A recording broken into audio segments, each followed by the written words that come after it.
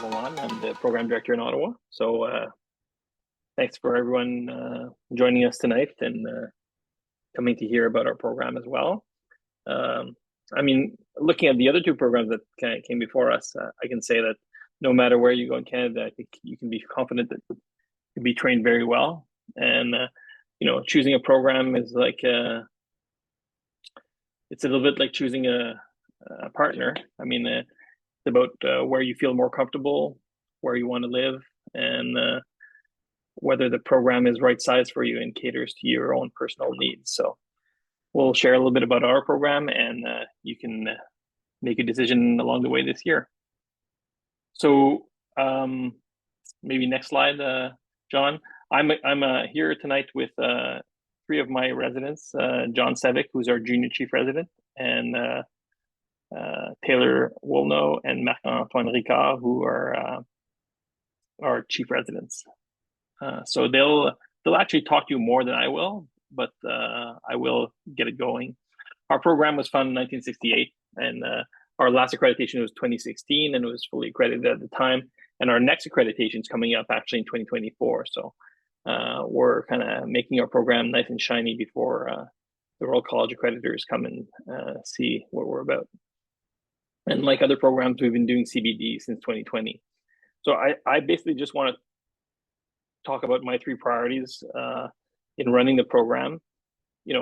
One of my goals is to provide world-class surgical training. So I do that in many ways. I've put a few examples here of how we achieve that, but some of that is achieved through early operative exposure for residents and a good amount of clinical volume so that no one is short of cases along the way. And in-depth exposure to all clinical subspecialties. So your rotation schedules will make sure that you touch every subspecialty and you won't be assigned to services where we need coverage. We have other ways to cover our services, whether with fellows or physician extenders. So I really kind of feel strongly that you're in a training program and there is a curriculum to follow, which you'll see a little later. And so you are assigned to the subspecialties that will contribute to making you the surgeon that you want to be. And then I think we have an unrivaled academic curriculum. Certainly we can compete with the best of them in terms of how much academic we offer and the resources that are offered to the residents in terms of promoting their learning. The other facet I look at is nurturing the individual. So you all want to be surgeons, but you all people who are in the prime of their adult life and are spending many years training in demanding residency programs. So I feel you need support and mentorship, and we try to offer that through various ways, which you'll hear about. And then to develop you to be resilient and to be develop your wellness strategies, not only for residency, but for what happens after residency as well. And hopefully cultivate some interest outside of medicine along the way. And then we try to prepare you for a fulfilling lifelong career in orthopedics, whether it's finding an area of research interest for you or of academic interest, to help you develop relationships with orthopedic surgeons and healthcare partners locally, nationally, and internationally, and then to support you as you seek fellowship training after your residency. So those are the kind of things I look at when I kind of steer the program, and no one is better placed than our current residents to tell you about how that is achieved in practice. So I've invited John to kind of maybe lead the discussion, and Taylor and Mark can contribute as we go along. So John, I'll hand over to you to continue. Yeah, sounds good. So yeah, I'm John. I'm an R2. I'm going to try to take you guys through a whole bunch of slides, probably talking really fast because there's a whole bunch of stuff I wanted to cover, but Mark and Taylor are going to cut me off if I say something that is wrong or they want to add something. So I know as med students, everybody wants to know, like, how soon do you start operating? I'm probably going to say it like a ton of times in the presentation. It's just no joke that you honest to goodness get to start right away. At Ottawa, there's certain cases which are sort of identified as being junior level, and if you're in the OR, it's guaranteed you're going to get the knife and do them. Some of those are listed here, like doing hemis, CM nails, wrist and ankle fractures. But that's sort of like baseline. So if you're doing good, you're really prepared, you're progressing well, gaining the trust of the staff, like they'll let you do much more than that. I think last year I was in 200 cases. I don't know if that's a lot or a little. I think it's pretty good, and I'm for sure if you're like a motivated resident, you can get more than that at Ottawa as an R1. Dr. Lalonde touched on this, but we do have like super strong teaching program from the fall to the spring, Monday to Friday. There's daily teaching around 7 to 7:45. These are faculty or fellow led. So Monday will be like trauma. Tuesday through Friday will be a mix of like spine, foot and ankle, hand and wrist, all the different subspecialties. We have our academic half days on Thursdays as well. Main thing to say about these are also faculty led, very well structured.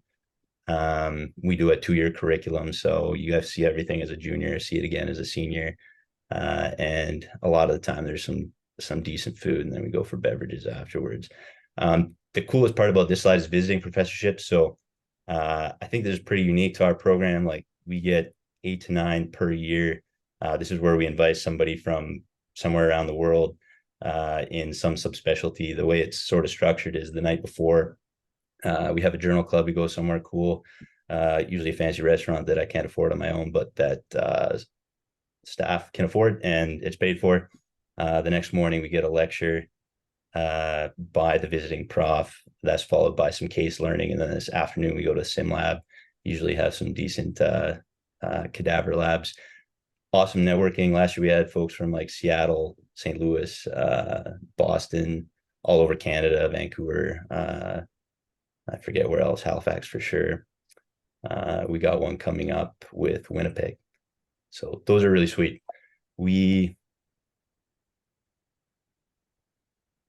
Right. Some other things that might interest you guys coming in. We do 2 boot camps. One is a surgical foundations boot camp. That's like right when you start in July. We have our own dedicated one that happens in August. So you do stuff, it's led by a senior resident, but you do stuff like, common ward calls, common ED consults, common skills you need, reducing casting, splinting, skeletal traction. And then we also incorporated some sort of base operative skills, doing CM nails this year with sawbones. And you also get a cadaver to practice your dissections on. Every summer, our academic half day switches from, I guess, whatever you want to call it, typical learning to anatomy labs. These are sweet. Again, staff come every week to do sort of something different. If it's knee, if it's pelvis, it's shoulder, something like that. The key point here is we have a number of fresh cadavers. I don't know if anybody's had a chance to do fresh versus embalmed, but fresh are like so good, so awesome for seeing anatomy, especially for me, at least. This is sort of the opportunity where you can take your time, do a dissection carefully, understand the anatomy where you're outside the pressure of the OR. And you get to do that 5 years running. It's great. We're very lucky to be well funded here.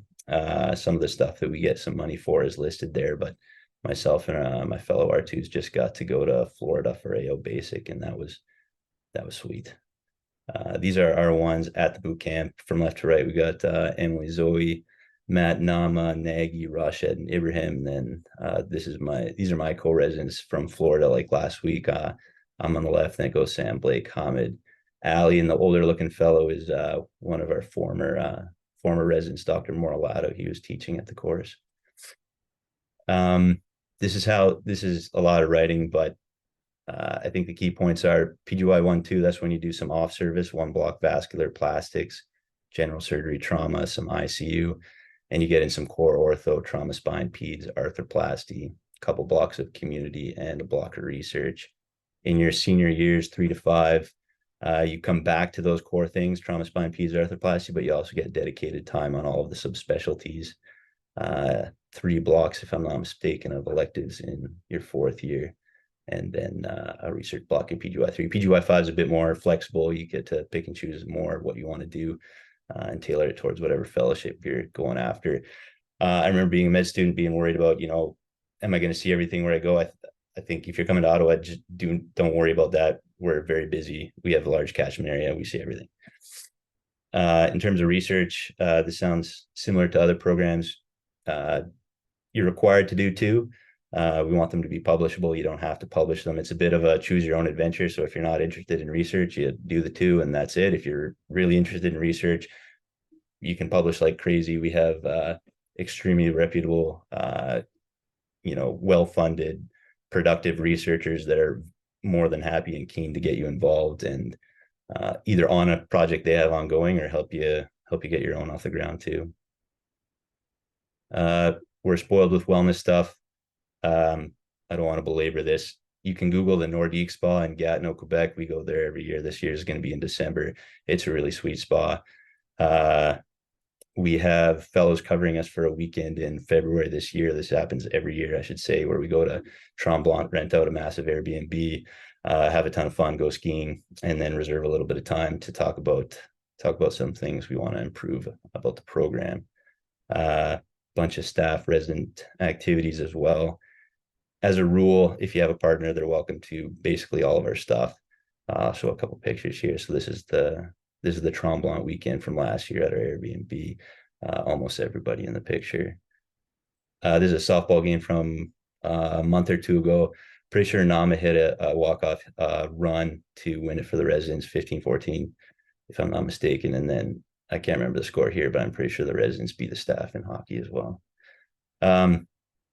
Ontario, you get paid pretty good. I can't remember sort of what it is across Canada, but we just had pretty big increases in our pay, like 5K each per year, something like that. I'm sure you guys have looked up all the numbers, so that's fine. But needless to say, it's not so bad here in terms of what you're getting paid. I'm sure you're all curious about call here. If you're a junior, that's in your first and second year. You're doing somewhere between 5 and 7 calls a month and a couple of weekends. For sure, it's like very busy, can be overwhelming early on. You're just green, you don't know stuff, don't know the system, don't know how to use Epic, so on and so forth. But what I really want to say about this slide is that second point there, you're on call with a senior resident for support, and these guys are insanely good. Last summer I was PGY1, July, August, and these guys are in the ED with me till like 2-3, showing me reductions, teaching me how to read an X-ray, so on and so forth. So you're not alone. You're super well supported, and it will be fine. Gets a lot easier. You transition to being a senior as PGY3. This is when you get to hand off the consult pager. You start operating more, teaching juniors, so on and so forth. Something cool about Ottawa is we are home call. As a junior, you're probably going to be in the hospital a lot of the time, although I did sneak home a few times last year. This is great if you're a senior. You're not stuck at the hospital if you're not operating or not reducing something. You can go do any one of these things listed here. And then I just want to wrap up by sort of imparting to you what I think is the biggest positive of our program. Again, not a joke. I think you'll hear people saying their program's a family all over the place, and I'm sure it's true, but here it's absolutely true. People really care about you. Residents absolutely look out for one another. I can say personally, I'm extremely grateful that I'm here and really happy to be in Ottawa. I'm sure you guys would be too. And we look forward to seeing you in interviews. These are some photos to convince you that we do have fun. I don't have Instagram, but apparently a bunch of these are on Instagram. The left one is at Blues Fest. That's I think a Weezer concert. We go to Rabbit Hole and Byward Market for our Christmas party. That's the one on the right. We have some Halloween party at Mulligan's Virtual Golf every year. And then we usually try to go to a Red Blacks game at least once in the summer. I just put this here. This is my email. You guys should please reach out to any of us. Reach out to me. If you don't want to talk to me, I can hook you up with somebody else. But yeah, we'd love to chat more if you want to. So thank you guys so much for bearing with me. Hopefully I left a few minutes.